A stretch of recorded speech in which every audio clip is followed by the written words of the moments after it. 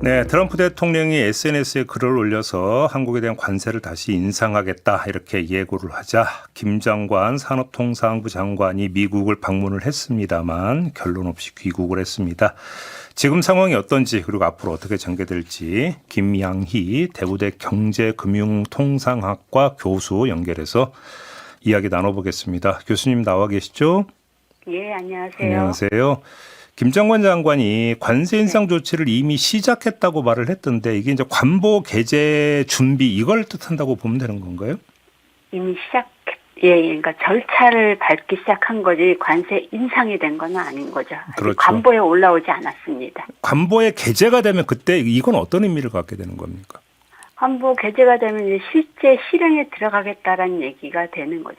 그러면 이제 관보에 개제가 되더라도 이행 일자를 언제로 하느냐에 따라 또 달라질 수 있죠.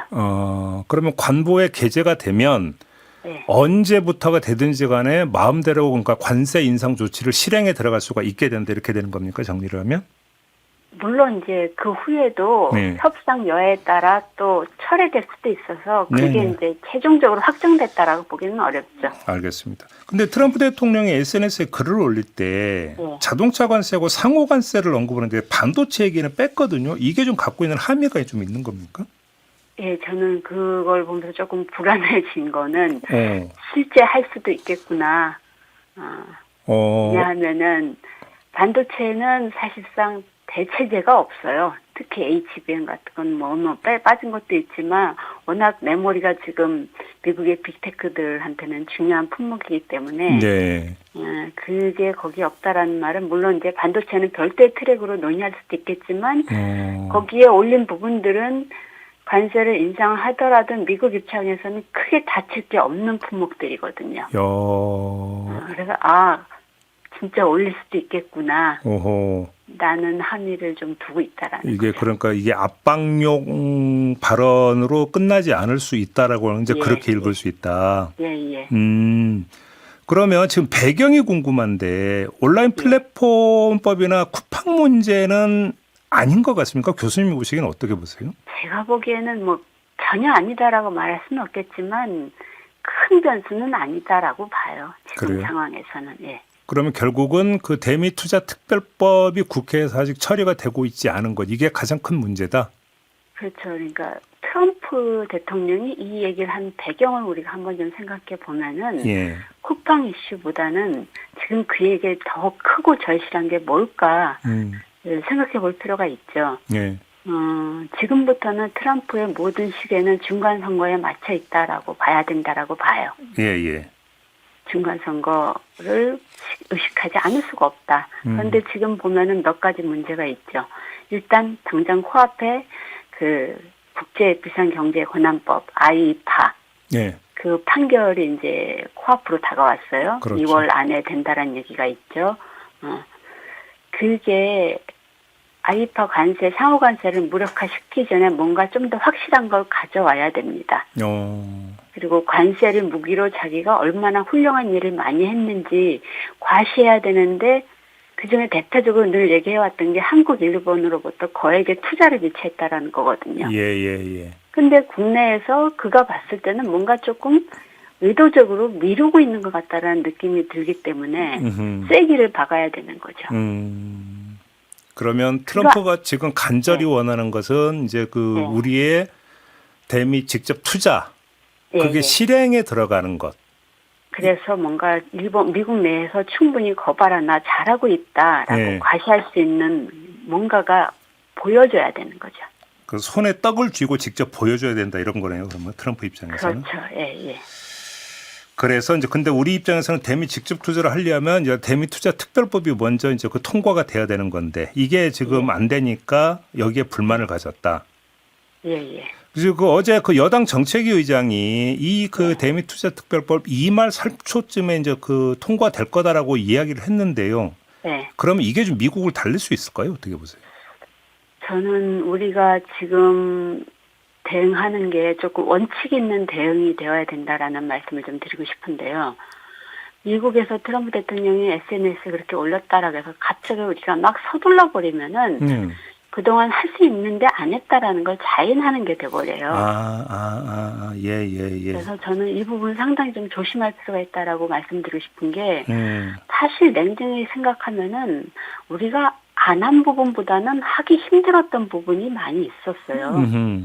그런 부분을 좀 우리가 좀 고민을 하고 미국 쪽에도 좀 설명할 필요가 있는 게 당장 우리로서는 환율이 너무 급등해서 실질적으로 우리가 미국에 미리 사전에 얘기했던 것처럼 외환시장 안정성 때문에 섣불리 투자하기가 힘들었어요. 예.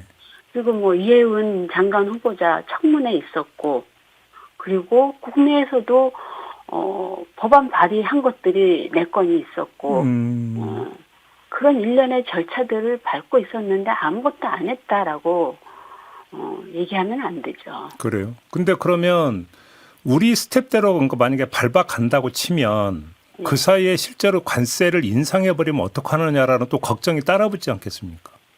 그러니까 제가 말씀드리고 싶은 것은 예. 미국이 SNS 올리면 바로 움직이고 하는 차원이 아니라 우리 나름대로 원칙을 갖고 움직이되 그 움직임을 좀 더 가시화할 필요가 있고 우리가 의도적으로 지원하는 것 같이 보일 것 같은 발언들을 상당히 조심을 하는 게 좋겠다라는 말씀을 하고 싶어요. 그래요? 또 한 가지 그 이재명 대통령이 일부 대미투자 프로젝트에 대한 사업성을 예비 검토하라는 특별 지시를 내렸다고 하는데 이것도 지금 연동해서 좀 봐야 되는 부분일까요? 어떻게 보십니까? 네, 그 부분도 좀 연동해서 볼 필요가 있고 아까 계속 말씀드리고 싶은 것은 우리가 지금까지 안 한 게 아니라 하기 힘든 여건이 있었다라고 하는 것. 그러나 우리 나름대로 움직이고 있는데 우리도 상권이 분립된 국가입니다. 그렇죠. 야당에서 반발하는 부분도 있는데 그걸 무조건 밀고 나가면서 여당이 다수당이라고 밀어붙여야 된다라고 얘기하는 것밖에 안 돼요. 미국이 얘기하는 거는. 그러나 우리도 나름대로 성의를 보이고 있다라고 하는 거. 특히 이제 환율 문제는 사실상 우리가 어떻게 할 수 없어서 미국 쪽에서는 환율이 너무 고공행진하면서 자칫 대미 투자가 차질을 빚을까 싶어서 이례적으로 배생트 자금까지도 개입을 했잖아요. 예, 그랬죠. 그런 일련의 사정들이 있는데 우리가 아무것도 안 했다라고 얘기하면 안 되는 그 부분을 좀 우리는 좀 강조할 필요가 있다라는 생각이 들고 좀 더 우리가 가시화하되 국회 내에서 조속히 시민은 시작하되 졸속 시민은 하지 말아야죠. 예. 그러니까 일전에 저희가 이제 그 국회 재경이 여당 간사하고 인터뷰를 했는데 이게 이제 재정법이잖아요. 대미투자특별법은 법률 개정 사항이 아니라 그래서 이제 법을 제정하는 경우에는 법안이 발의가 되더라도 숙려기간이라는 게 있다. 그래서 지금까지 숙려기간이었기 때문에 처리하고 싶어도 처리를 할 수가 없는 거다. 그거는 국회법이니까 입법 절차라는 게 있다. 이런 것들은 이제 강하게 이야기를 하고 가시적으로 보여줘야 된다 이런 말씀이시잖아요. 그 숙려기간 지난 지 일주일 정도 돼서 SNS에 올라간 거예요. 트럼프가. 그러면 숙려기간 끝날 때까지 기다리다가 바로 올렸다 이렇게 봐야 되는 거네요. 그러면. 그러니까 우리로서는 상권 분립이 되어 있는 국가고 야당이 반발하고 있고 이런 과정에서 그래도 뭔가 여당이 나름대로 노력하고 있다라는 걸 좀 더 많이 어필하는 그리고 지금 아까 말씀드린 것처럼 중간선거에 모든 시선이 맞춰져 있기 때문에 좀 더 우리가 성의를 보이는 모습 정도는 필요하다. 일본을 대하는 태도는 좀 우리하고 좀 다른 것 같아요. 트럼프 같은 경우가. 그런 부분은 우리가 좀 일본으로부터 좀 배워야 될 부분이라는 말씀을 드리고 싶은 게. 어떤 점에서 그렇습니까? 단적으로 일본은 80년대 중반부터 워낙 미국에 많이 두드려 맞으면서 충분한 학습 효과를 갖고 있습니다. 그래서 미국과 어떻게 관계를 맺어야 되는지 너무 잘 알고 있어요. 그래서 예컨대 단적으로 대미 투자 관련해서 일본은 최대한 성의를 보이고 있어요. 그런 것들이 미국으로 하여금 거봐 일본은 저렇게 하고 있는데 너희는 왜 그래? 라는 얘기가 나올 수도 있는. 그래서 이번에 충분히 미국 국내 사정상 중간선거에 맞춰서 움직이는 부분이 있는데 그 대상이 왜 일본이 아니고 한국이었어? 라고 했을 때 일본은 뭔가 움직이는 것 같다라는 거죠. 그래서 우리도 그 움직임을 좀 더 성의껏 가시화하는 거 최소한 약속한 부분은 약속에 맞춰서 움직이고 있다라는 것들을 좀 잘 보여주고 고위 관료분들께서 의도적으로 지어낸 듯한 뉘앙스의 발언은 안 하시는 게 좋지 않을까. 알겠습니다. 우리 교수님 그 인터뷰 모신 김에 이 점도 좀 여쭤볼게요. 차기 연준 의장 그 후보로 케빈 워시를 지명을 했는데요.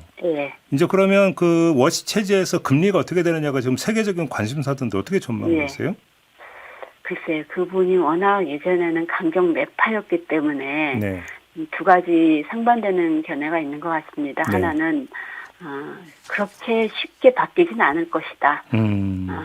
또 하나는 결국 그 사람은 자리를 내줘서 말을 바꾼 거라서 앞으로 쉽게 바꿀 수 있다라고 얘기를 하는데 글쎄요. 전반적인 어떤 그 반응을 보면은 기본적으로는 매파였기 때문에 인플레이션 우려가 있음에도 불구하고 마냥 그 인하를 가기는 힘들 거다. 어느 정도 좀 절제된 비둘기가 되지 않을까라고 보고 있습니다. 언론도 좀 봐야죠, 뭐. 언론도 헷갈리는지 매둘기라는 표현도 쓰던데 보니까.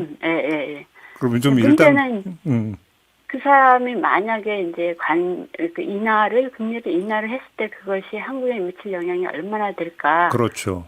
라는 부분을 봐야 될 텐데 우리로서는 한미 금리 격차가 축소되는 부분은 긍정적으로 볼 수 있는 부분이고 그로 인해서 이제 원화가 좀 약세로 간다 하면은 미국이 덜 압박할 수 있어서 나쁘지 않겠지만 사실 그런 부분보다는 이제 전반적으로 일단 올해는 11월까지는 그것이 우리에게 미칠 영향보다는 더 우려가 되는 것은 이걸로 끝나지 않고 어떤 방식으로든 트럼프는 중간선거에 유리할 것 같다라고 하면 계속적으로 상상 불가의 많은 압박을 해올 것이다. 이 부분은 우리가 상수로 보고 어떻게 대변 준비할 것이냐. 그게 더 훨씬 중요하다라고 말씀드리고 싶어요. 그 워시 그 지명자에서 또 특이한 점 하나가 쿠팡과의 그 인연인데 쿠팡 미국 본사의 사회이사로 활동한 경력이 있고 지금 주식을 130억 원씩 갖고 있다라는 거거든요. 혹시 이게 근데 연준 의장이기 때문에 뭘 영향을 미칠 수 있을까 싶은 생각이 좀 드는데 어떻게 봐야 되는 걸까요? 그거는 너무 천동설 수준이라고 생각을 합니다. 쿠팡 문제에 개입할 여지가 없죠?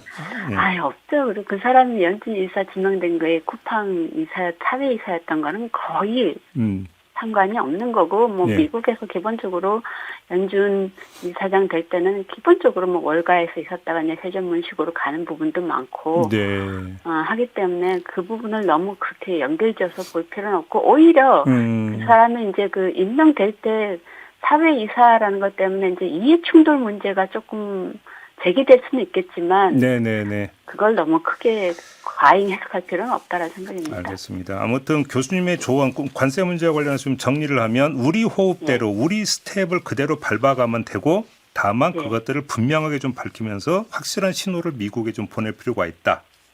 가시화하는 게 중요하고 일단 미국과 약속한 부분에 대해서는 성실히 이행하는 모습을 보여주면서 자칫 오해 살 만한 어떤 그런 언행은 좀 신중을 기하는 게 좋겠다라는 말씀을 드리고 싶습니다. 알겠습니다. 자, 이렇게 정리를 할게요. 고맙습니다, 교수님. 네, 김양희 감사합니다. 대구대 교수였습니다.